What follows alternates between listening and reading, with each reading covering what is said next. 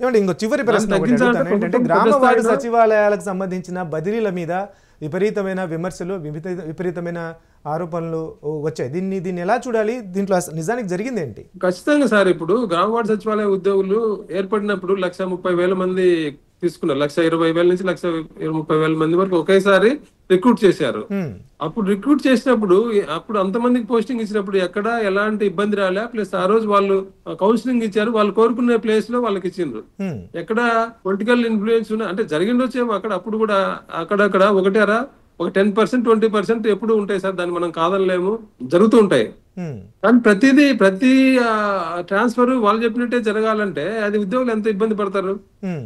ఇప్పుడు చూడండి, ప్రతి చోట కూడా ఉద్యోగులు చాలా ఇప్పుడు నెల్లూరులో ఒక ఉద్యోగి హ్మ్.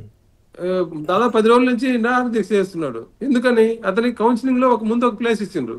హ్మ్. దాని తర్వాత మార్చి ఎక్కడో మారుమూల ప్రాంతానికి వేసిండ్రు. ఎట్లా గుంటూరులో ఒక 107 మంది పోలీసులకు అసలు పోస్టింగ్ ఇవ్వలే, ఎక్కడ పోస్టింగ్ ఇవ్వలే, ట్రాన్స్ఫర్ చేసిండ్రు, వాళ్ళని గాల్లో పెట్టిండ్రు. హ్మ్.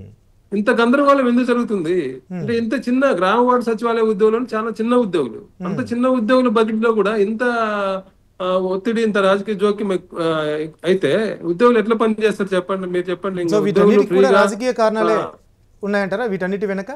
ఒత్తిళ్ళు, రాజకీయ ఒత్తిళ్ల కారణంగానే జరుగుతున్నాయని తెలుస్తుంది. హ్మ్. ఇప్పుడు ఫస్ట్ ఒక కౌన్సిలింగ్ లో ఒక చోట ఇచ్చి తర్వాత మళ్ళీ ఇంకో చోట ఇచ్చిందని చెప్పి హ్మ్. కడప జిల్లాలో ఒక ఇంజనీరింగ్ అసిస్టెంట్ ఆత్మహత్య చేసుకుంది ఒక అమ్మాయి. హ్మ్. ఫస్ట్ పోస్టింగ్ ఇచ్చిన చోట కాకుండా ఇంకో చోట మాకు మళ్ళీ ఫస్ట్ పొద్దుటూరుకి ఇచ్చారు, తర్వాత ఎక్కడో మార్చి రాయచోట దగ్గర ఎక్కడో మార్చిందని చెప్పి. హ్మ్.